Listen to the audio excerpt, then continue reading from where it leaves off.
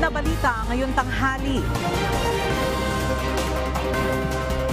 Naitalang inflation rate para sa buwan ng Setyembre ngayong taon bumili sa 6.1% ayon sa PSA. Mataas na presyo ng bigas at langis nakaapekto sa pagbilis ng inflation.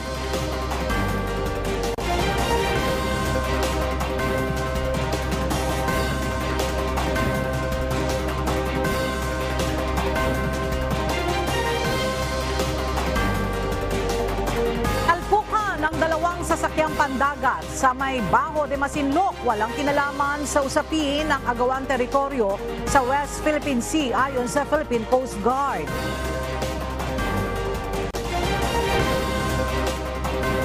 Vice President at Education Secretary Sara Duterte tinawag na kalaban ng kapayapaan at ng bayan ang mga kumukontra sa confidential funds.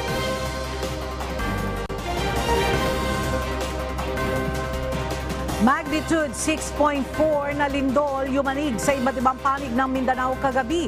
Klase sa Davao Occidental at Samal Island suspendido ngayong araw.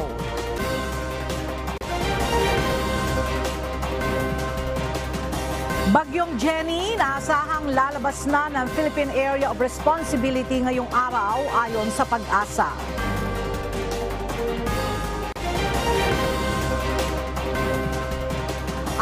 Iba't ibang libreng serbisyo at mga kilalang pagkain sa iba't ibang panig ng bansa.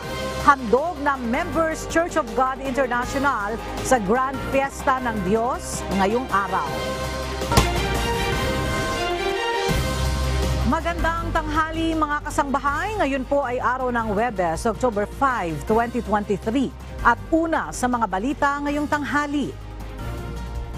Lumobo pa ang inflation rate ng Pilipinas sa 6.1% nitong buwan ng Setyembre. Mas mataas ito sa 5.3% na naitala noong August 2023 ayon sa ulat ng Philippine Statistics Authority o PSA. Mula sa Quezon City may report si Rosalie Coz live. Rosalie, anong dahilan ng pagtaas ng inflation rate sa bansa? Bumilis pa nga ang pagtaas ng presyo ng mga bilihin at serbisyo sa bansa noong nakalipas na buwan. Batay sa datos ng Philippine Statistics Authority o PSA, umabot sa 6.1% ang inflation rate noong September, mas mataas sa 5.3% na naitala noong Agosto. Bunso dito ng pagsirit sa presyo ng food and non-alcoholic beverages at pinakamalaking naiambag ang presyo ng cereals at cereal products gaya nga ng bigas, gayon din ng mga gulay, isda at iba pang seafoods at karne ng baboy. Pangalawang dahilan ng pagtaas ng inflation rate ang presyo ng transport dahil sa mabagal na pagbaba ng presyo ng produktong petrolyo gaya ng gasolina at diesel. Contributor din ang housing, water at electricity, partikular na ang pagtaas sa presyo ng renta sa bahay. 15 rehiyon sa labas ng National Capital Region ang nakapagtala ng mas mataas na inflation rate sa nakalipas na buwan ayon pa sa PSA. Samantala, inaasahan naman na makadadagdag o magkakaroon na ng epekto sa October inflation rate yung nakatakdang pagtaas o dagdag singil sa public utility jeepneys na inaasahan o nakatakdang ipatupad sa araw ng Linggo, October 8. Ayon naman sa isang mambabata si Albay Representative Joey Salceda, ang chair din ng House Ways and Means Committee, inaasahan na naniniwala siya na itong September inflation rate yung worst sa Burr months at iinam ang sitwasyon sa mga darating na buwan. Balik sa iyo, Ella. Maraming salamat, Rosalie Coz. Walang aaprobahang taas presyo ng mga pangunahing bilihin hanggang sa katapusan ng taon ang Department of Trade and Industry. Ayon kay DTI Director Marcus Valdez, walang dahilan para tumaas ang presyo ng mga bilihin ngayong darating na holiday season. Ibig sabihin, maghihintay pa ng susunod na taon ang mga manufacturers ng canned goods at iba pang pangunahing bilihin na may suggested retail price para umapela ng adjustment sa halaga ng kanilang produkto. Ang mga holiday staples naman na walang SRP ay maaaring magtaas ng presyo na walang pahintulot mula sa pamahalaan. Kabilang sa inaasahang magtataas ng presyo ay ang ham, imported cheese at pasta products. Tiniyak ng Department of Trade and Industry na itutuloy pa rin ang pamahalaan ng pamamahagi ng cash assistance sa mga rice retailers kahit pa lifted na ang price ceiling sa bigas. Ayon kay DTI Secretary Alfredo Pascual, hindi maapektuhan at tatapusin nila ang distribusyon ng 15,000 pesos na cash assistance sa rice retailers. Ito'y upang masiguro na magiging patas ang pamamahagi ng ayuda para sa lahat ng karapat-dapat na tumanggap nito. Sa monitoring ng DTI, mayroon pang mahigit sa 5,700 na mga rice retailer ang hindi pa nabibigyan ng cash assistance. Pinulong ni Pangulong Ferdinand Marcos Jr. ang mga opisyal ng Philippine Coconut Authority. Ilang direktiba ang ibinigay ng Pangulo para mapalakas ang coconut industry. May hiling naman ang PCA upang may sakatuparan ang kanilang planong pagtatanim ng 100 milyong coconut trees sa susunod na 5 taon. Mula sa Malacanang, makibalita tayo kay Nel Maribuhok, live. Nel, ano ang hiling ng PCA para may sakatuparan yung planong pagtatanim ng mga puno ng niyog? Yes, Ella, hiniling ng Philippine Coconut Authority o PCA kay Pangulong Ferdinand Marcos Jr. na maglabas ng isang memorandum circular na mag-uutos sa lahat ng lokal na pamahalaan na suportahan ang proyekto ng ahensya. Kabilang na dito ang pagtatanim ng 100 milyong puno ng niyog sa susunod na 5 taon. Sa pulong sa Malacanang kahapon, binigyan ng direktiba ni Pangulong Marcos ang PCA na maglabas ng rehabilitation plan para mapalakas ang coconut industry sa gitna ng plano ng ahensya na magsagawa ng malawakang coconut planting at replanting program. Ayon sa Pangulo, mahalaga rin ang magiging posisyon ng coconut leaders para sa paglalabas ng general plan ukol dito. Kailangan niyang planuhin kung papaano magtutuloy-tuloy ang pagtatanim ng puno na lagpas pa sa termino ng Administrasyong Marcos. Inilunsad ng PCA ang malawakang planting program kung saan ayon sa PCA, dekada 70 o 80 pa huling isinagawa ang massive planting program. Dahil sa problema sa budget, 1 hanggang 3 milyong coconut trees lang ang naitanim mula sa 34 million na puno na tinatayang dapat maitanim sa bansa. Yan muna ang ating update. Balik sa iyo, Ella. Maraming salamat, Nel Maribuhok. Maaari nang mag-file ng renewal ang mga motoristang may expired na driver's license hanggang November 6 ngayong taon. Ayon sa Land Transportation Office, uutay-utayin nila ang renewal ng driver's license ng mga motorista hanggang sa susunod na taon. Mula sa Quezon City, makibalita tayo kay Bernadette Tinoy, live. Bernadette, ano ang detalye nitong sinasabing driver's license renewal ng LTO para dun sa mga nag-expire na ang lisensya? Ella, ayon sa Land Transportation Office o LTO, sinimulan na ng ahensya nitong September 6 ang resumption ng pagde-deliver ng supply ng lisensya, kaya naman maipagpapatuloy na rin ang renewal ng mga motorista. Ibig sabihin, Ella, ang mga motorista na may expired na lisensya nitong April 1 to 30 ay hanggang ngayong November 6 ang kanilang renewal. Ang mga motorista naman na may expired na lisensya nitong May 1 to 31 ay hanggang November 30 ang schedule nila ng renewal. Hanggang December 31 naman ang schedule ng renewal ng mga motoristang na expired ng lisensya nitong June 1 to 30 at hanggang January 31, 2024 ang schedule ng renewal ng mga motoristang na expired ng lisensya nitong July 1 to 31. At February 29 naman ang schedule ng renewal ng mga motoristang na-expired ng lisensya nitong August 1 to 31, habang ang mga motoristang na-expire ang lisensya nitong September 1 to 30 ay maaaring mag-renew hanggang March 31. Ella, ayon kay LTO Assistant Secretary Attorney Vigor Mendoza, ay pautay-utay ang schedule ng renewal dahil staggered din ang kanilang supply. Posible rin anyang humaba ang pila sa mga LTO offices kung pagsasabay-sabayin ang renewal. Ito nga pagbabago rin sa schedule at guidelines ay bilang tugon na rin ng LTO sa mahigit 2 milyong backlog ng ahensya na target niyang matapos sa susunod na taon. Sa ngayon ay nasa 1.2 million na ang lisensyang hawak ng LTO at sinabi rin ni ASEC Mendoza na posibleng mabago ang schedule at guidelines kung magkakaroon sila ng lehitimong rason. At yan na muna ang latest mula dito sa Quezon City. Balik sa iyo, Ella. Maraming salamat, Bernadette Tinoy. Opisyal nang nagsimula kaninang hating gabi ang deployment ng mga balota para sa barangay at Sangguniang Kabataan Elections o BSKE. Narito ang report ni Dante Amento. 5 container na naglalaman ng mga balota at iba pang election paraphernalia ang unang ibiniyahe kaninang hating gabi mula sa warehouse ng Commission on Elections o COMELEC sa Santa Rosa, Laguna. Ito ay para sa Bangsamoro Autonomous Region in Muslim Mindanao o BARM at Region 9 o Zamboanga Peninsula. Aabot sa 6.6 million na mga balota ang first batch na idineploy ng COMELEC. Inaasahang susundan ito ng mga balota para sa Region 12 o Caraga. Inuuna kasi ng COMELEC ang mga malalayong lugar. Dapat sisiguraduhin namin na on time makakarating sa lahat ng patutunguhan ng lahat ng kagamitan. Sapagkat kung walang gamit, doon sa isang lugar, failure of election po yun. Ang trabaho po ng eleksyon, uulitin ko po, ay hindi lamang sa amin. Sabi nga ng aming chairman, whole of nation approach. Hindi mangyayari ito kung wala yung mga ahensya ng pulis.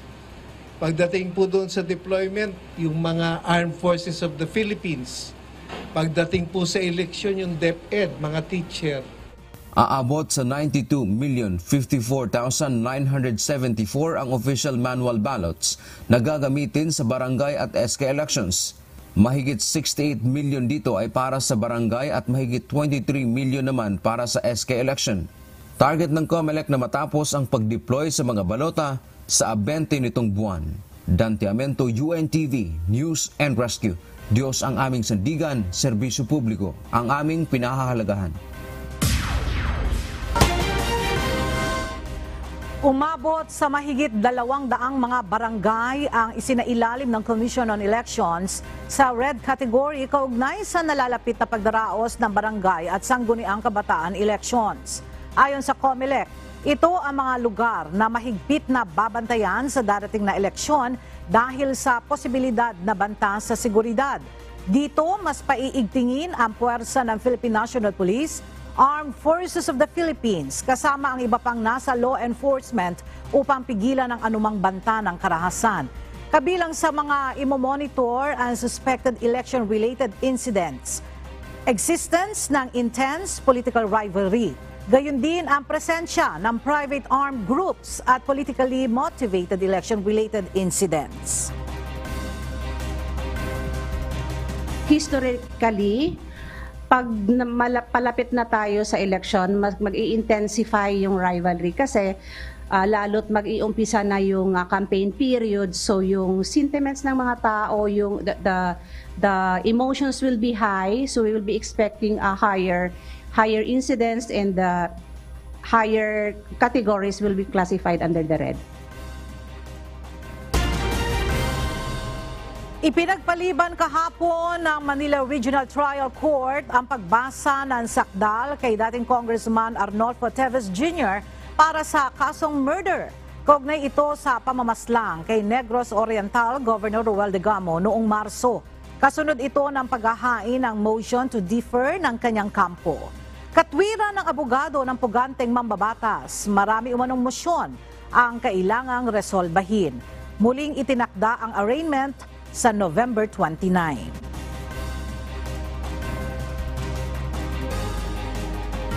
In legal effect, granted yung motion to defer. Not only because of that motion, but because of certain pending incidents that will need the resolution of the court before arraignment may proceed. Well, of course, these are legal remedies that the lawyers wanted to explore. They wanted to explore the limits of the rules, of course. Siyempre, di ba? And the legal remedies are there. But of course, we contend, we assert na hindi naman meritorious to mga motions nila. These are all dilatory. These are all dilatory. Okay? These are all unmeritorious. They will exploit the rules. They will even go up to the Supreme Court. But ultimately, justice will be served. Desidido ang magulang ng batang namatay sa pananampal ng guro sa Antipolo City na kasuhan ang Filipino subject teacher na nanakit sa kanyang anak.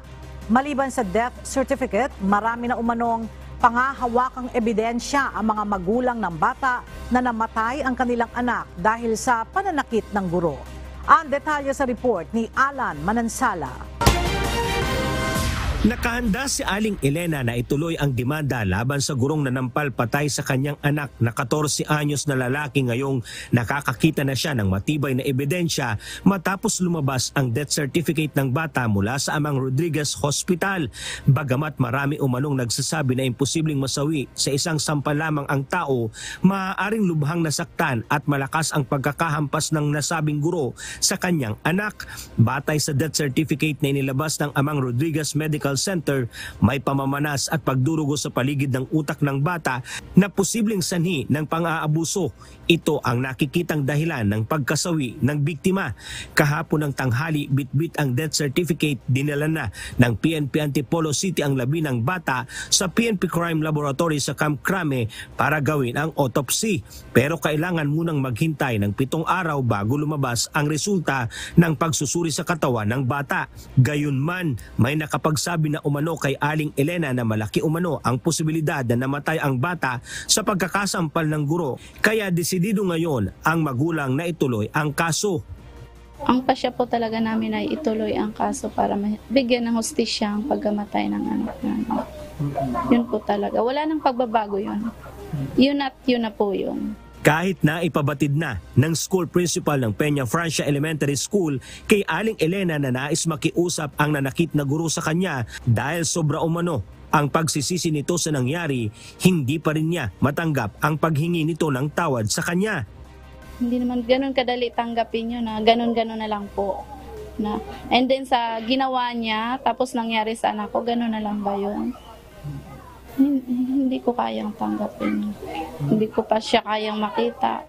Nakahanda naman ang PNP Antipolo na mag-file ng kasong homicide in relation to Republic Act 7610 o child abuse kung mapapatunayang ang pananampal ng guro ang naging sanhi ng kamatayan ng grade 5 student base sa magiging resulta ng otopsiya.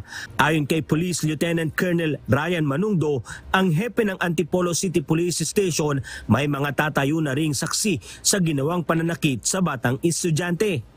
So one of the evidence na meron tayo is yung statement nga ng kanyang mga classmate at yung magulang. At pero ang mas matimbang dito ay yung autopsy report po sana upang mas maisampa natin ng airtight yung ating complaint. Alan Manansala, UNTV News and Rescue. Diyos ang aming sandigan, serbisyo publiko ang aming pinahahalagahan. Inaresto ng Manila Police District kahapon ang kontrobersyal na drug performer na si Pura Luca Vega sa kanyang bahay sa Santa Mesa, Maynila. Ito ay matapos siyang hindi dumalo sa preliminary investigation sa reklamong isinampa laban sa kanya ng isang grupo ng mga deboto ng itim na Nazareno. Kasalukuyang nakakulong sa Santa Cruz Police Station si Pura Luca na ang tunay na pangalan ay Amadeus Fernando Pagante. Ayon kay Pura, nagulat siya sa pagkakaaresto sa kanya, ngunit iginiit na wala siyang natanggap na sabina mula sa korte. Sumuko na sa Criminal Investigation and Detection Group Quezon ang 6 na dating pulis na sangkot sa pagpatay sa binatilyong si Jemboy Baltazar. Ito ay matapos na ipag-utos ng Navotas Regional Trial Court ang pag-i-issue ng warrant of arrest kaugnay sa kasong murder laban sa mga ito. Mula sa Camp Crame, may report si Lea Ilagan live. Lea, ano ang latest sa pagsuko nitong 6 na dating pulis na suspect sa pagpatay kay Jemboy Baltazar?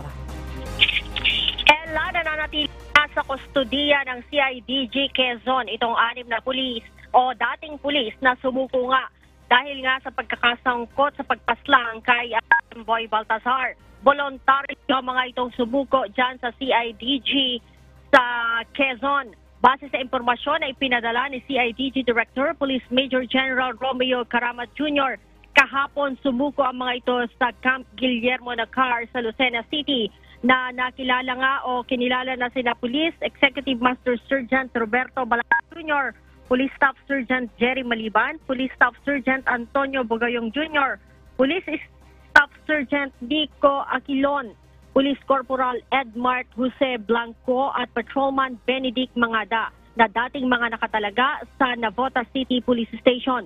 Sumuko ang 6 matapos na ipag-utos ng Navotas Regional Trial Court ang pag-i-issue ng warrant of arrest laban sa kanila dahil sa kasong murder. Sumalang na sa booking process at documentation ng 6. Nauna na Ella na inalis sa serbisyo ang 6 matapos na pirmahan ni NCRPO Director Jose Melencio Nartates Jr. ang rekomendasyon ng IAS na tanggalin ang mga ito sa pagkapulis matapos mapatunayang guilty sa administrative case na grave misconduct at conduct unbecoming of a police officer. Augusto Ella ng pagbabarili ng mga ito sa Jamboy Baltasar dahil sa mistaken identity. Balik sa iyo, Ella. Leia, sabay-sabay ba itong 6 na pulis na sumuko at ano yung nag-udyok sa kanila para sumuko na sila? Tama ka dyan, Ella, no? Sabay-sabay silang sumuko dyan sa Quezon. Actually, Ella, kahapon pa yan na inaabangan naman ng District Director ng Navotas na si Police Brigadier General Rizalito Gapas dahil nagpadala na nga sa kanila ng mensahe na kapag lumabas daw itong kanilang warrant of arrest ay kusa silang susuko. Yun nga lang, doon pinili ng 6 na sumuko sa CIDG sa Quezon. Ella. Alright, maraming salamat. Leia Ilagan live na nagulat mula sa Camp Crame. Iginiit ni Vice President at Education Secretary Sara Duterte na ang mga kumukontra sa confidential funds ay kalaban ng kapayapaan at ang kalaban ng kapayapaan ay kalaban ng bayan. Ito ang naging pahayag ng Vice Presidente sa kanyang talumpati kahapon bilang panauhing pandangal sa 122nd Police Service Anniversary sa Butuan, Agusan del Norte. Sinabi rin ito na mahalaga ang papel na ginagampanan ng confidential funds upang maibigay ang kinakailangang resources ng pamahalaan sa pagpapanatili ng seguridad at paglaban sa terorismo. Ayon pa kay VP Sara, hindi mahalaga kung gagastusin ito sa loob ng isang araw o isang buong taon, kundi ang importante, anya, ay masiguro ang kaligtasan at seguridad ng sambayanang Pilipino. Nauna nang naging kontrobersyal ang 125 million pesos na confidential at intelligence funds ng Office of the Vice President noong 2022 na umano'y ginastos ng tanggapan ni VP Sara sa loob lamang ng 11 araw. Naging matagumpay ang panibagong rotation and resupply mission para sa mga sundalong nagbabantay sa BRP Sierra Madre sa Ayungin Shoal. Sa isang pahayag, sinabi ng National Task Force for the West Philippine Sea na isinagawa ang ROAR mission ng pinagsanib na puwersa ng AFP Western Command at ng Philippine Coast Guard.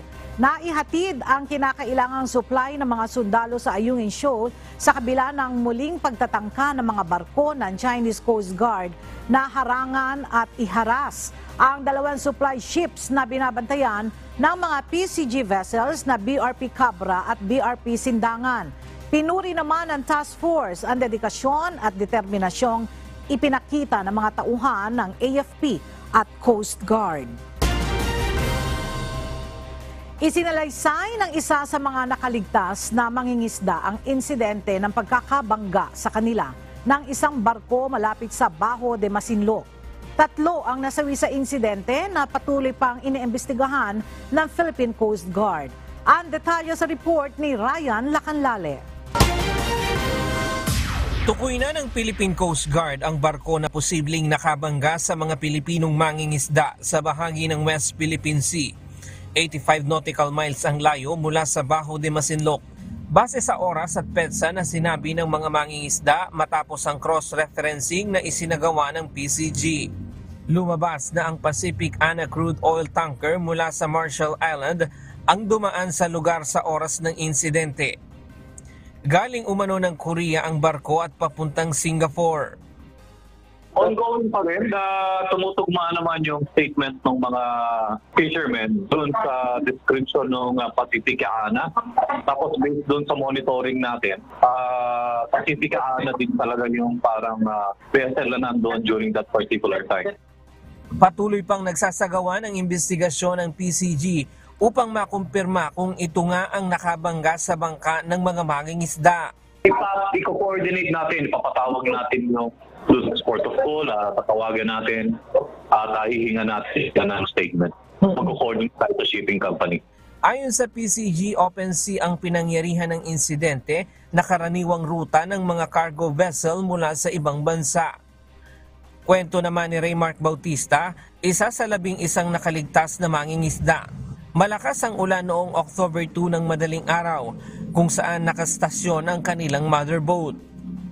Pero kumpleto naman daw sila sa pailaw, kaya makikita naman ang kanilang bangka. Nagulat na lang daw sila nang biglang binangga ng isang barko ang kanilang bangka. Alas 3 po yun kasi nagbabaan na sila, pumunta na sila sa mga lokasyon na pupuntahan nila. Kaya kami na lang po na nasa mother yung natiraan na piraso. Yung 8 po na service, nagbabaan na po yun na alas 3 pa lang. Nangyari po yung isa ko na alas 4:20 na po. Nakaladkad umano ang kanilang bangka bago ito tumaob. Ilan sa kanyang kasamahan natrap pa sa loob na naging dahilan ng kanilang pagkasawi. Ang isa sa natrap sa loob ng bangka ay nakaligtas dahil pinasisid na lang daw ito para makalabas. Yung isa po dito sa bandang likuran, yung isang kasama namin na survivor na natrap din siya sa ilalim. So, yung kinatok-katok namin sa loob. Sawa ng Diyos, tumugon naman siya na tulungan niya ako. Sabi namin, sisid siya. Kasi madilim pa po nung time na yun eh. Dahil madilim na sa lugar, hindi na agad nakuha ang mga bangkay ng kanilang mga kasamahan. Nanatili na lang daw sila sa ibabaw ng kanilang tumaob na bangka na palutang-lutang. Doon lang po kami. Ano lang kami sa nakatawag namin na bangka. Doon lang po kami sa ibabaw. Nasa dumating na po na paisa-isa yung mga service namin. 3 ang kumpirmadong patay sa insidente, kabilang na ang may-ari at kapitan ng bangka. Nananawagan ngayon ng tulong sa pamahalaan ng mga biktima at kanilang mga kaanak. Anila na sana daw ay matulungan sila at mapanagot ang may-ari ng barko na nakabangga sa mga mangingisda. Patulungan po kami ng presidente na matulungan po kami na mga naulila, tapos yung mga paano yung mga tao, gano'n. Sana po malukit po yung barko na yan. Nawalan po kami ng mga kasawan, nawalan po kami ng anak buhay. Paano po ngayon to? Paano yung mga pamilya namin, nilang malamay at kunting tulong po. Nagpaabot naman ng pakikiramay si Pangulong Ferdinand Marcos Jr. sa mga pamilya ng nasawing mga mangingisda. Sa isang pahayag sa social media, sinabi ng Pangulo na lubha nilang ikinalulungkot ang nangyari. Tiniyak din ito sa mga biktima at pamilya na pananagutin ang mga salarin sa insidente. Ryan Lacanlale, UNTV News and Rescue. Diyos ang aming sandigan, serbisyo publiko ang aming pinahahalagahan. Nilinaw ngayon ng Philippine Coast Guard na walang kinalaman sa issue ng pinag-aagawang teritoryo sa West Philippine Sea ang nangyaring banggaan ng 2 sasakyang pandagat sa may Bajo de Masinloc noong October 4 na siyang ikinamatay ng 3 Pilipinong mangingisda. Mula sa Maynila, kumuha tayo ng update kay Dante Amento live. Dante, ano ang latest sa ginagawang investigasyon ng PCG dito sa bagong maritime incident sa may Bajo de Masinloc? Magandang tanghali, Ella. Sinabi ni Philippine Coast Guard o PCG Commandant Admiral Artemio Abo na papatuloy pa, Ella, yung kanilang investigasyon. Pero malapit na niya itong matapos at iyon din ang kanilang kagustuhan na matapos ang investigasyon sa lalong madaling panahon. Mayroon ng vessel of interest ang PCG doon sa insidente. Inaasahan na ipipresenta din mamaya, Ella, mamayang hapon yung mga survivor na mangingisda ng PCG sa isang press conference. Inimpormahan na rin ng PCG ang susunod na destinasyon ng pininiwalaang barko o vessel of interest na papunta umanong Singapore kaugnay sa insidente. Samantala sa isang ambush interview kay Commandant Abo, sinabi nito na walang kinalaman ang insidente sa West Philippine Sea issue. It has nothing to do with the issue of West Philippine Sea. Batay sa inisyal na investigasyon ng PCG, ang flag of convenience o kung saan nakarehistro ang barko ay sa Marshall Island. Sa ugnay nito, sumulat na ang PCG sa pamahalaan ng Marshall Islands dahil sa insidente kung saan 3 Pilipinong mangingisda ang nasawi. Ako mismo ang sumulat doon sa Marshall Island para sabihin kung anong nangyari. We are not necessarily specifically concluding or pointing it out na CIO yung siya mismo yun. It has to go through a very stringent, of course, very careful investigation, and we are doing that.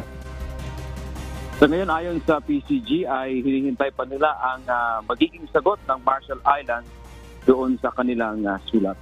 Yan muna ang ating update mula dito sa Maynila. Balik sa Ella. Maraming salamat, Dante Amento. Lalabas na ng Philippine Area of Responsibility ang bagyong Jenny ngayong araw. Naglandfall o tumama ang mata ng bagyo sa Pingtung Country sa southern part ng Taiwan. Kaninang alas 10 na umaga ay namataan ito ng Pag-asa sa layong 180 northwest ng Itbayat, Batanes. Taglay nito ang lakas na hangin na 155 km per hour at bugso na aabot sa 190 km per hour. Mabagal itong kumikilos, pakanluran. Nakataas pa rin ang wind signal number 3 sa Itbayat, Batanes. Signal number 2 naman sa nalalabing bahagi ng Batanes, habang signal number 1 ay nakataas sa Babuyan Islands, northern portion ng mainland Cagayan, northern portion ng Apayao at northern portion ng Ilocos Norte. Malaking bahagi ng northern Luzon ay uulanin dahil sa bagyo. Ang habagat naman ay magpapaulan sa Central Luzon, Metro Manila at Southern Luzon.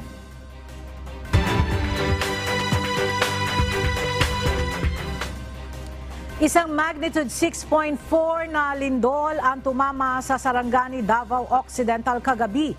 Naramdaman ang pagyanig sa iba't ibang panig ng Mindanao. Ang detalye sa report ni Lucilio Ren.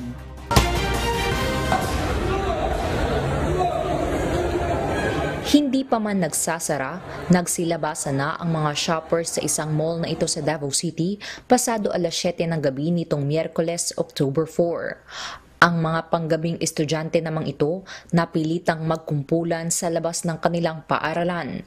Ang mga guests sa isang hotel mabilis na lumabas sa kanilang tinutuluyan.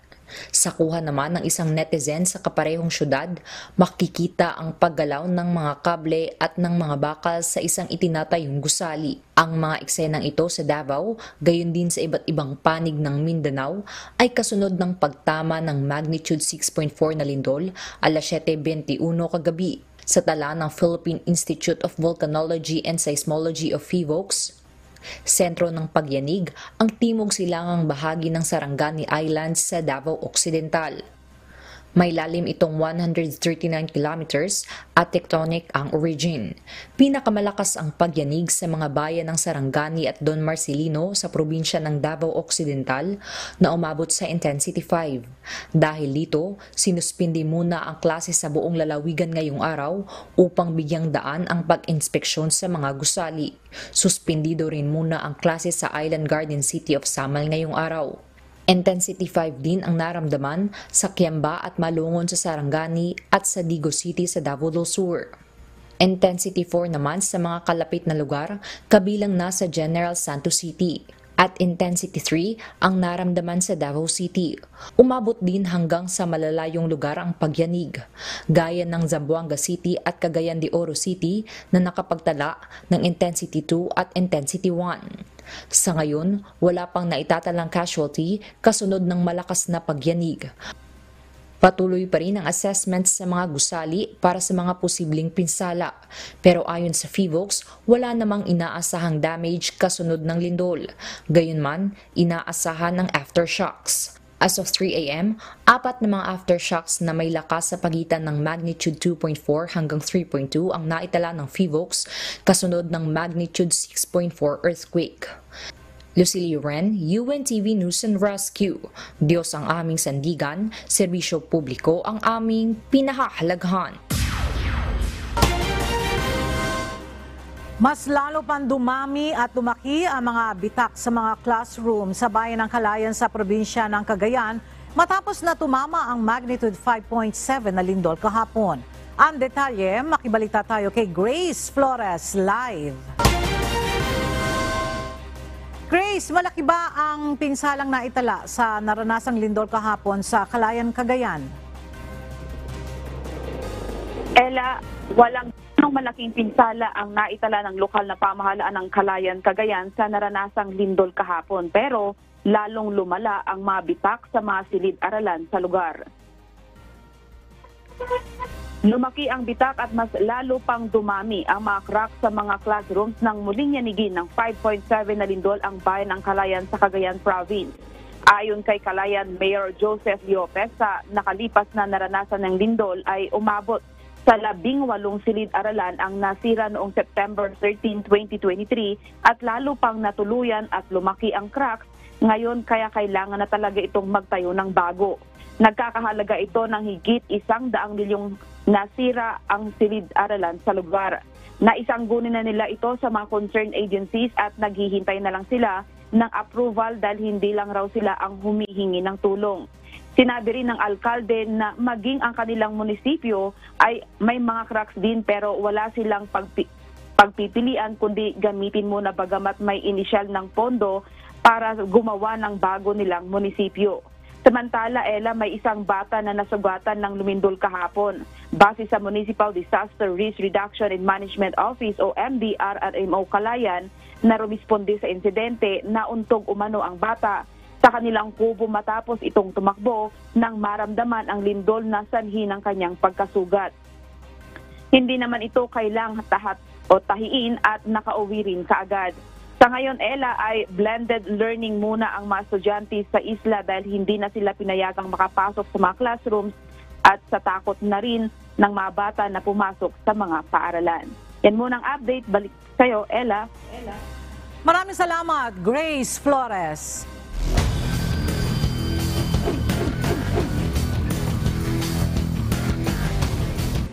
Isang pambihirang comeback win ang pinamalas ng Gilas Pilipinas nang gulatin at pataubin ang defending champions Team Dragon ng China sa score na 77-76 sa Hangzhou kagabi.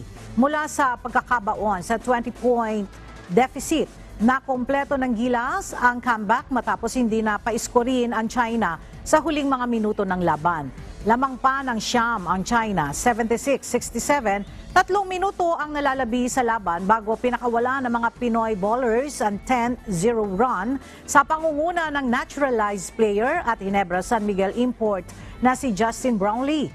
2 3-pointers ang ibinaon ni Brownlee sa huling mga segundo ng laban upang patahimikin ang home crowd at maiuwi ang panalo. Makakaharap bukas ng Gilas sa finals games ang Jordan habang makakalaban naman ng China ang Taiwan para sa bronze medal.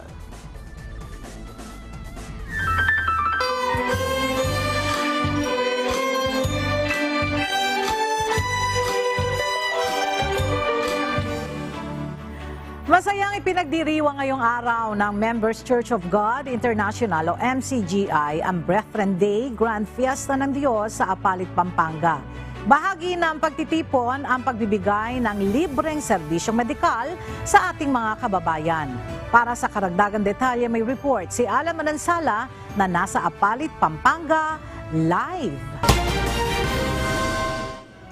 Alan, kumusta dyan sa Apalit? Gaano ba karami ang inaasahang pasyente ang mapag-seserbisyuhan ngayong araw?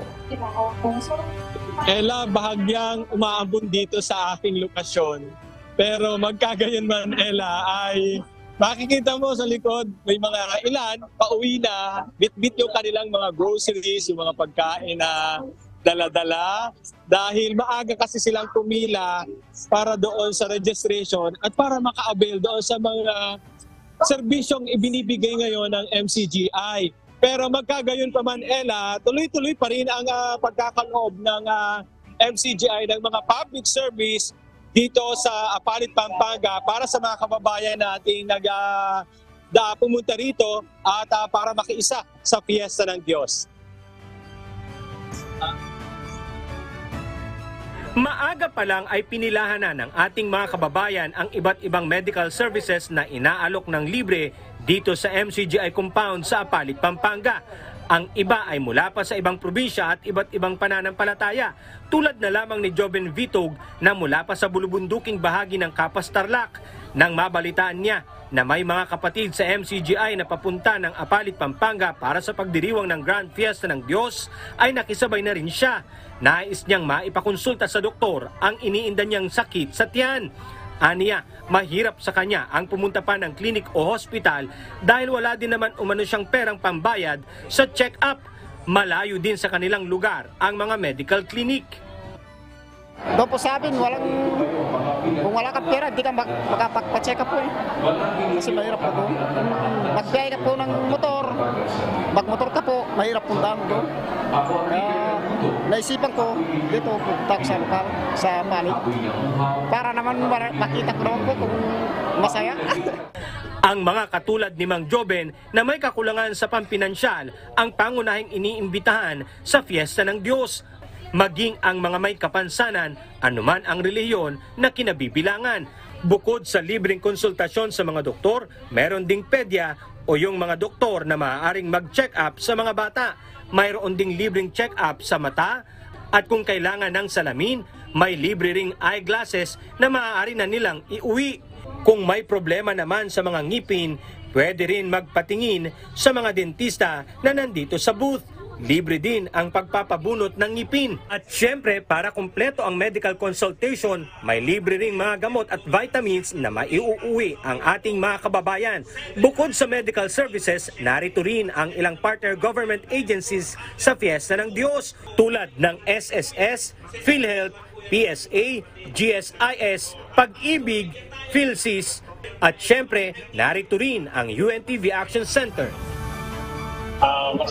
Ella, target ng MCGI na mapagkalooban ng libreng serbisyo ang nasa 3,000 nating mga kababayan na pumunta dito sa Apalit. Magkagayon pa man, hindi pa din Ella kabilang yung mapapagsiservisyon at mabibigyan ng libreng mga grocery items sa pre-store at pati yung wish granting na meron ding pamimigay na mga negosyo naman sa ating mga kababayan at hindi mawawala. Ella, ang mga food booth na kung saan libreng pagkain naman na makakakuha ang ating mga kababayang narito. Ella. Alright, maraming salamat, Alan Manansala. Ramdam ang Filipino hospitality at ang sarap ng iba't ibang pagkain mula sa iba't ibang panig ng bansa sa Grand Fiesta ng Diyos ng Members Church of God International ngayong araw. At bukod sa libreng pagkain, mayroon ding free store na maaaring makapamili ng mga groceries na walang binabayarang anumang halaga. At para sa detalye, makibalita tayo kay Nestor Torres live. Nestor, marami na ba ang nakifiesta dyan? Ella, tama ka. Napakaraming nakifiesta dito sa Fiesta ng Diyos Brethren Day ng Members Church of God International, kung saan nga ay hindi bababa sa 10,000 mga tao ang nakiisa dito sa nasabing selebrasyon. Masayang-masaya ang pagdiriwang ng Grand Fiesta ng Diyos ng Members Church of God International. Bukod sa makukulay na banderitas na nagdagdag pa na kasiyahan, nagbigay aliw rin sa mga dumalo rito ang naggagandang float ng mga representative mula sa iba't ibang probinsya na pumarada kaninang umaga. At kapag nandito ka, para ka nang nag-food trip sa buong Pilipinas at sa ibang bansa. Dahil tapok dito ang 42 na iba't ibang booth kung saan namimigay sila ng libreng pagkain na kilala sa kanilang mga lugar. Tulad na lamang ng ipinagmamalaking tosino, stainless, longganisa, buto at kutsinta ng Pampanga.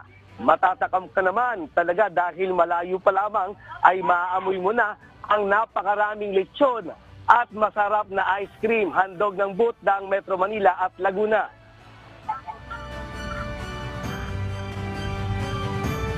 Sarap po ang lechon nila, binigay sa amin. Masarap po ang lechon nila, malutong, malinamnam, nalalasap. Maging ang tatak Bicolanyo o na ulam na sinantol o yung ginataang santol, laing at pansit bato ay matitikman nyo rito. At hindi naman napapahuli ang Cebu sa kanilang napakasarap na danggit, biskotso at otap. malutong na chicharon at kilalang ensaymada ng Malolos ang inalok ng sabut ng Bulacan. Para kang nagbalik sa panahon ng mga kakila dahil sa disenyo ng kanilang booth na talaga namang pinaghandaan. At makikita niyo po sa aming disenyo ang isang lumang bahay na kung saan yan ay matatagpuan sa lugar ng Malolos, Bulacan. At ang aming pong mga specialty para po sa araw na ito ay meron po tayong pulburon, sari-saring kakanin, ang barquillos, at yung pong siyempre walang kamatayang chicharong baboy at ensaymada ng Bulacan. At para kumpleto ang pagkain ng mga tinapay at ensaymada, huwag kalimutang dumaan sa booth ng Batangas para humigop ng mainit at masarap na kapeng barako. Kung trip mo naman ay kumain ng prutas, nariyan ang booth ng Davao Region kung saan pinakabida ang durian na talaga namang pinipilahan. Sarap! Delicious! Sa loob ng 61, ngayon lang ako makakatikim ng durian. Happy Fiesta ng MCGI! Happy! Salamat sa Diyos, mga kasama, mga kapatid! May mga dilig na Steve mula sa ibang bansa tulad ng Asia Oceania na naganda naman ng dried foods at mga chocolates. Narito rin ang mga taga Middle East na may bitbit na iba't ibang sweet gaya ng dates at may ipinamimigay rin silang libreng imported na kape at tsaa. Hindi ko naman po silang mabilang ng masarap na chocolate. Kaya sa dami ng pagkain, dito kami unang pumila para makatikim sila. Kaya nagpapasalamat po kami. Mahal naman po ng chocolate kasi kaysa naman po bumili kami ng chocolate, pagkain na lang po. Kung hindi po dahil dito, hindi po sila makakatikim ng masarap na chocolate. Bukod dyan sa masasarap na pagkain, pwede rin mag-groceries ng libre dahil meron din ditong free store. Ella, talaga namang sobrang saya dito sa Apalit, Pampanga dahil sa pagdiriwang ng Piyesta ng Diyos ay maraming mga natutulungan at nagpapakain ng libre. At syempre, para hindi naman kumbaga, ang mga taga-Bulacan kung saan dito tira, ay babati po ang mga taga-Bulacan ng 1, 2, 3, go! Happy Fiesta ng Diyos! Pag-ibig! Ganyan po kasaya ang mga taga-Bulacan at ng iba't ibang mga lugar dito sa Fiesta ng Diyos. Happy Fiesta ng Diyos, Ella. Salamat sa iyo. Nagutom naman ako sa report mo, Nestor. Maraming salamat, Nestor Torres, live na nagulat mula sa Apalit, Pampanga. At sa ating iiwang mga salita ng Diyos na ating sandigan mula sa Aklat ng Kolosas, Kapitulo 4 o 4, versikulo 6, na nagsasabi, ang inyong pananalita naway laging may biyaya na magkalasang asin upang inyong maalaman kung ano ang nararapat niyong isagot sa bawat isa.